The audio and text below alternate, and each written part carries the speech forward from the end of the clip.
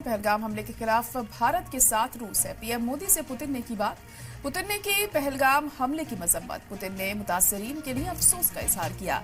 जिसने हमला किया उसे सजा मिले, ये कहा पुतिन ने। दहशतगर्दी के खिलाफ लड़ाई में रूस ने भारत का साथ देने की अपने अज़्म को दोहराया है। सदर व्लादिमीर पुतिन ने सोमवार को पीएम नरेंद्र मोदी को फोन किया और पहलगाम दहशतगर्दाना हमले की मजम्मत की। वजारत खारजा के तर्जुमान रणधीर जायसवाल ने इस बारे में जानकारी दी है। तो रूस अब भारत के साथ खड़ा है पहलगाम हमले को लेकर, और इस हमले की मजम्मत रूस की तरफ से की गई है। तो इस वक्त की बड़ी खबर आपको बताने हैं, पुतिन ने पहलगाम हमले की मजम्मत की है। पुतिन ने मुतासरीन के लिए अफसोस का इजहार भी किया।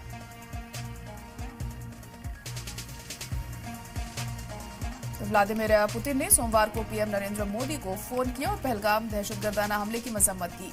वजारत खारजा के तर्जुमान रणधीर जायसवाल ने इस बारे में जानकारी दी। तो लगातार जो दूसरे ममालिक हैं भारत के साथ खड़ा होने का दावा करते हुए दिखाई दे रहे हैं, और अब रूस भी इसमें शामिल है। रूस ने भी हमले की मजम्मत की है और पीएम मोदी से इस सिलसिले में बात की।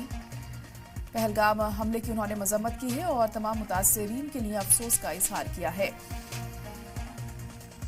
और उनका यह भी कहना था कि जिसने ये हमला किया उसे सजा जरूर मिले।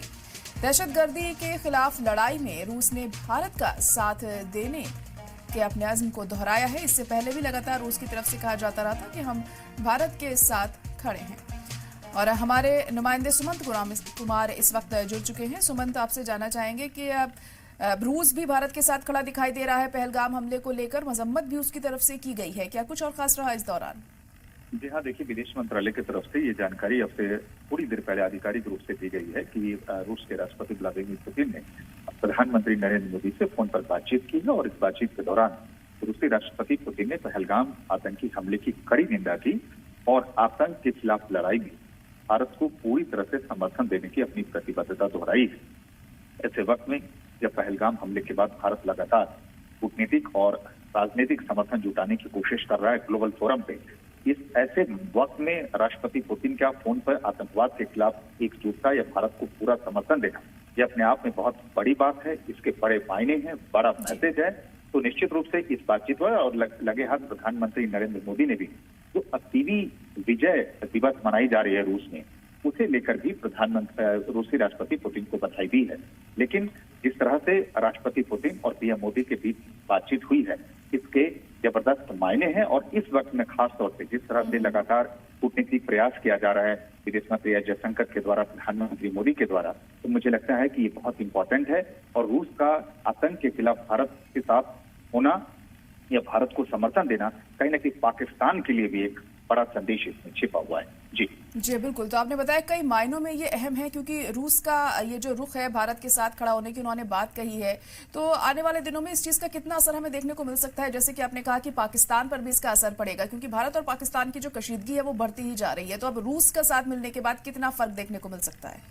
निश्चित रूप से रूस एक ग्लोबल पावर है, दुनिया में एक महाशक्ति है। और निश्चित रूप से आतंक के खिलाफ जिस तरह से दुनिया के कई देशों ने भारत को अपना समर्थन दिया है, पहलगाम आतंकी हमले की निंदा की है। देखिए, राष्ट्रपति पुतिन ने न सिर्फ इस हमले की निंदा की है, बल्कि ये भी कहा है कि पहलगाम आतंकी हमले के जो आरोपी हैं उन्हें जल्द से जल्द उन्हें सजा मिलनी चाहिए। यानी कहीं ना कहीं एक आतंक के खिलाफ जो जीरो टॉलरेंस है, और जिस तरह से रूस का, देखिए, पहले भी भारत को समर्थन हर मुश्किल वक्त में मिलता रहा है, लेकिन ऐसे वक्त में रूस का जो समर्थन मिलना ये अपने आप में कह सकते हैं कि कूटनीतिक कामयाबी है। और इसके कई मायने हैं और एक सियासी मैसेज मुझे लगता है कि छिपा हुआ, क्योंकि इस वक्त एक डिप्लोमेटिक, अगर आप देखें, देखिए, पाकिस्तान भी अपने तरफ से कूटनीतिक प्रयास कर रहा है ग्लोबल फोरम पे कि किस तरह से भारत के खिलाफ, भारत की तरफ से उसे युद्ध की धमकी दी जा रही है। भारत की तरफ से भी लगातार 22 अप्रैल को पहलगाम में हुए आतंकी हमले के बाद लगातार कूटनीतिक प्रयास करके, चाहे वो विदेश मंत्री एस जयशंकर ने दुनिया के कई जो देश के जो भारत में राजदूत हैं उनसे उन्होंने मुलाकात की, उनसे बातचीत की, कई देशों के राष्ट्राध्यक्षों से फोन से बात हुई। तो भारत भी अपनी ओर से, देखिए, एक और जहां बैठकों का दौर जारी है प्रधानमंत्री की, आप देख रहे हैं एक के बाद एक बैठकें चल रही, वहीं दूसरी ओर डिप्लोमेटिक जो एक्सरसाइज है, कूटनीतिक जो प्रयास है, उस कूटनीतिक प्रयास में आप एक कामयाबी के रूप में इस बातचीत को देखा जा सकता है। जी बिल्कुल सुमंत। और देखिए, भारत की तरफ से एक के बाद एक ताबड़तोड़ एक्शन पाकिस्तान के खिलाफ तो लिए ही जा रहे हैं, और अब रूस का साथ मिलने के बाद इसमें और इजाफा क्या हमें देखने को मिल सकता है और कड़ा कदम उठाया जा सकता है क्या? निश्चित रूप से रूस का समर्थन हर मुश्किल वक्त में हिंदुस्तान को, भारत को मिलता रहा है। और जब भी जरूरत होती है उस वक्त में रूस हमेशा खड़ा रहता है। तो ऐसे मुश्किल वक्त में रूस के राष्ट्रपति का पहलगाम आतंकी हमले की निंदा करना, आतंकवाद के खिलाफ खुला समर्थन देना निश्चित रूप से मैं समझता हूँ कि एक बहुत बड़ा घटनाक्रम है और आप इसको एक बड़ी सियासी बड़ी रणनीतिक कामयाबी के रूप में भी देख सकते हैं। जी चलिए ठीक है, बहुत शुक्रिया सुमंत सारी जानकारी के लिए।